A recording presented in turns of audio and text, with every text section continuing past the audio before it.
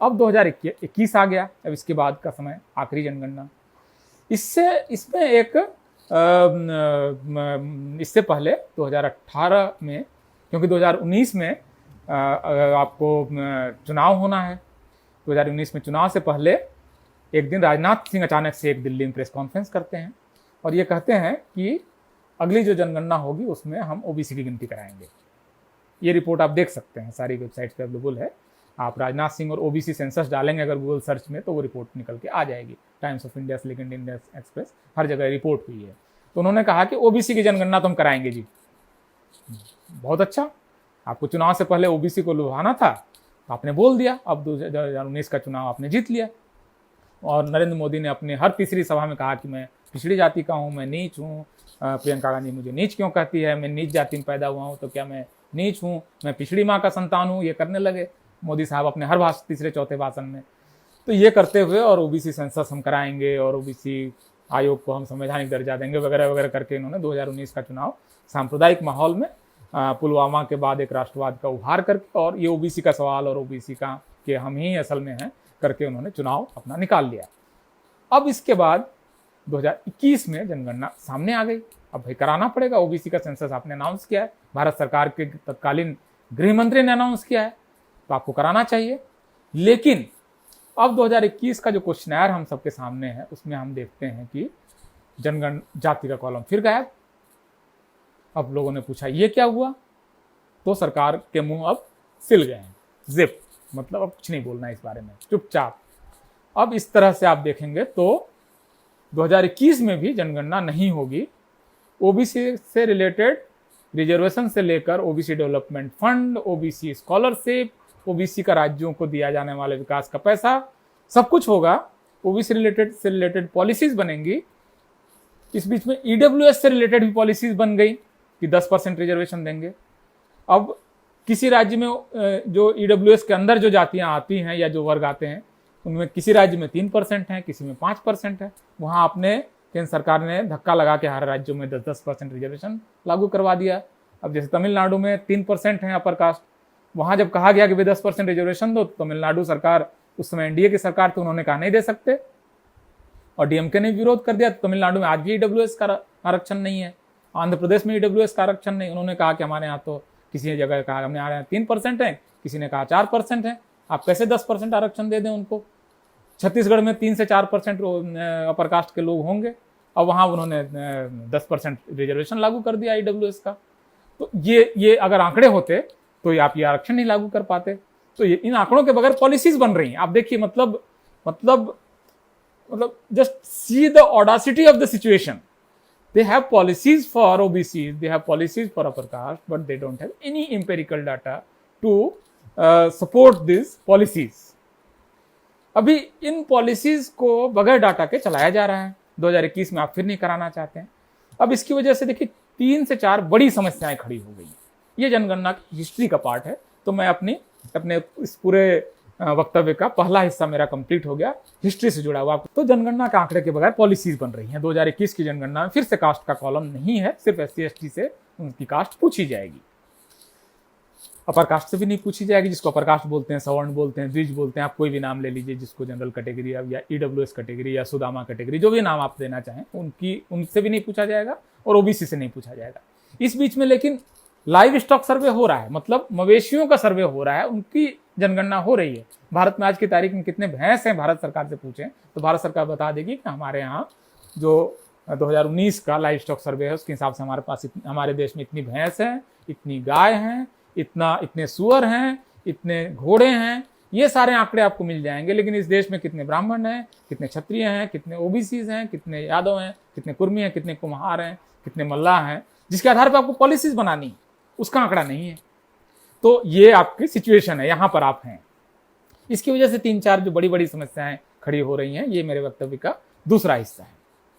इसकी वजह से सबसे बड़ी प्रॉब्लम तो ये हो रही है कि जो ओबीसी का आरक्षण है वो लगातार खतरे में है, क्योंकि इससे जुड़ा हुआ मामला हर समय जब कोर्ट में जाता है तो कोर्ट ये पूछता है कि आंकड़े कहाँ हैं ओबीसी से जुड़े हुए, आप इनको इतना आरक्षण क्यों दे रहे हैं। तो हर बार आपको आरक्षण बचाना पड़ता है। और लेकिन कोर्ट कभी ये नहीं कहता है सरकार को कि कास्ट सेंसस करा लो, क्योंकि आप जानते हैं इस देश में न्यायपालिका का किस तरह का चरित्र है और कॉलेजियम से किस तरह के जज आ रहे हैं लगातार। जो आपको भारत में जो सवर्ण जज हैं उनसे ये कोर्ट्स भरे पड़े हैं, high court and supreme court, तो वो हमेशा आपको ओबीसी का जो आरक्षण है इसको वो सवालों के दायरे में रखता है, क्योंकि आपके पास आंकड़े नहीं। तो सबसे बड़ी समस्या तो ये आ रही है, बार बार आ रही है। जैसे महाराष्ट्र में भी क्वेश्चन आया कि महाराष्ट्र में जो स्थानीय निकाय हैं ओबीसी को 27% आरक्षण क्यों दे रहे हैं।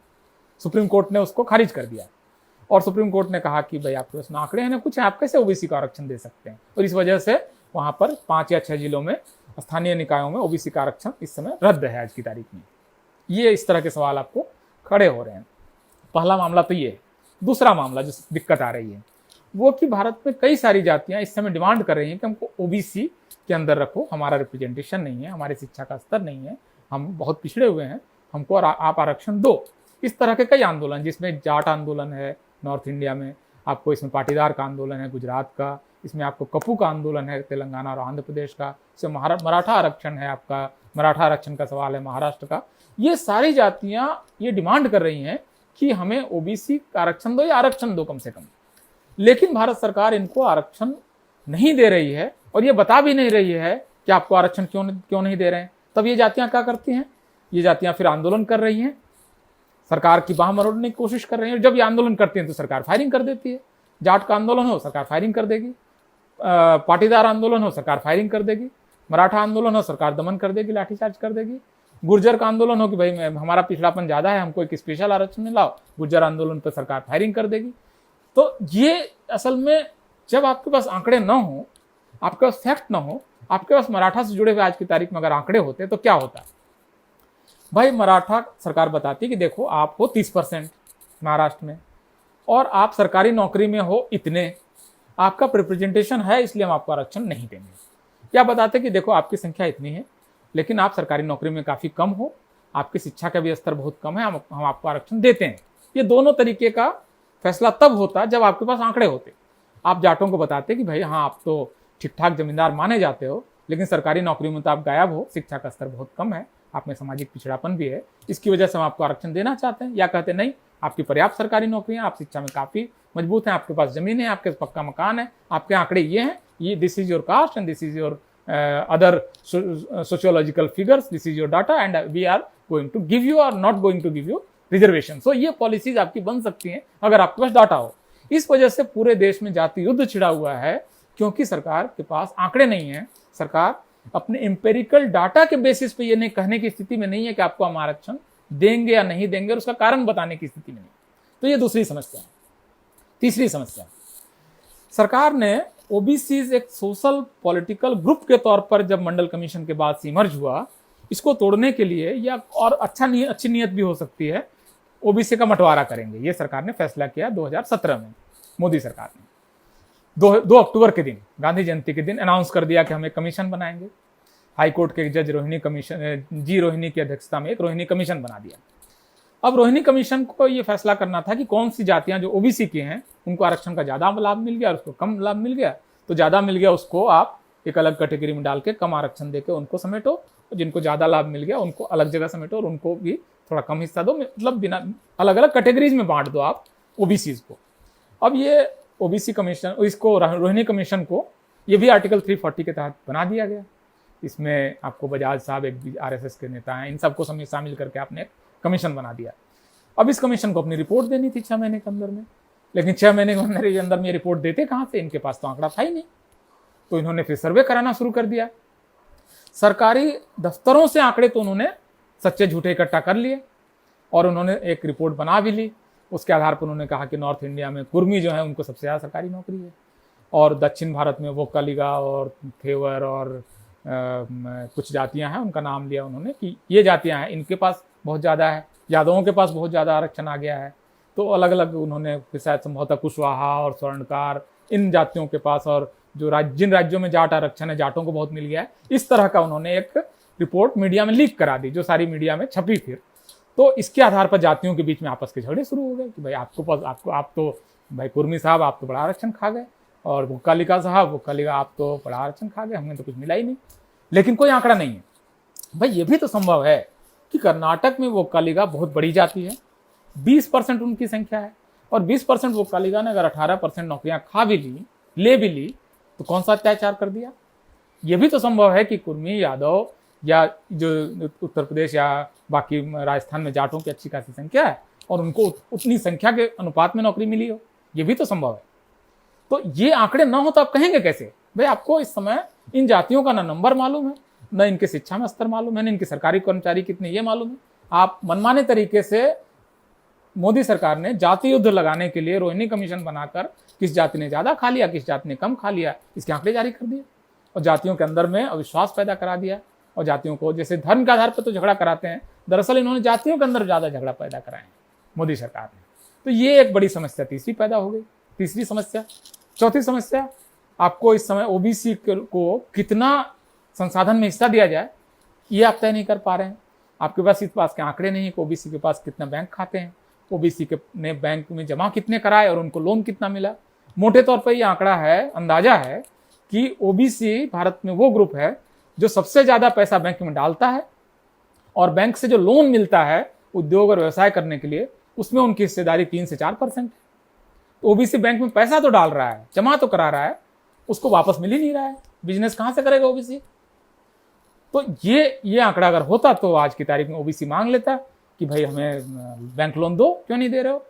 मतलब आप विजय माल्या को आप पहले 3,000 लोन देते हो, नहीं चुकाता है, फिर 5,000 लोन देते हो, नहीं चुकाता है, 9,000 लोन देते हो, नहीं चुकाता है, विदेश भाग जाता है, उसको आप लोन पे लोन दिए जा रहे हो और ओबीसी के बिजनेसमैन को आप लोन तो दे नहीं रहे हो। तो ये डिमांड पैदा होती, क्योंकि अगर ओबीसी के आंकड़े होते, आंकड़े है ही नहीं। या ओबीसी को कितनी स्कॉलरशिप मिलेगी? इस समय सिर्फ 300 स्कॉलरशिप मिलती है। केंद्र सरकार भारत में कम से कम 70 करोड़ ओबीसी के लिए सिर्फ 300 हायर एजुकेशन के लिए जो राजीव गांधी नेशनल फेलोशिप है, 300 आपको स्कॉलरशिप देती है। भाई ओबीसी डिमांड कर सकता है कि भाई कम से कम 3 लाख दो स्कॉलरशिप, और हमको ओवरसीज के लिए तो आप स्कॉलरशिप ही नहीं देते हो पढ़ने के लिए। ओबीसी कितने जाते हैं इसका आंकड़ा ही नहीं है। और ओबीसी अगर 27% है तो 3 लाख अगर जाते हैं तो 60,000 बच्चों को आप स्कॉलरशिप दो, आप एक भी स्कॉलरशिप नहीं देते हो विदेश में पढ़ने के लिए। तो ये सारी डिमांड आएंगी वहां से जहां से ये डाटा होगा, तो ये डाटा ये इकट्ठा नहीं कर रहे हैं। तो इस तरह से बड़े बड़े कुछ क्वेश्चंस हैं जो कि रिजॉल्व नहीं हो पा रहे हैं, क्योंकि कास्ट का फिगर नहीं है, कास्ट का सेंसस आंकड़ा नहीं है,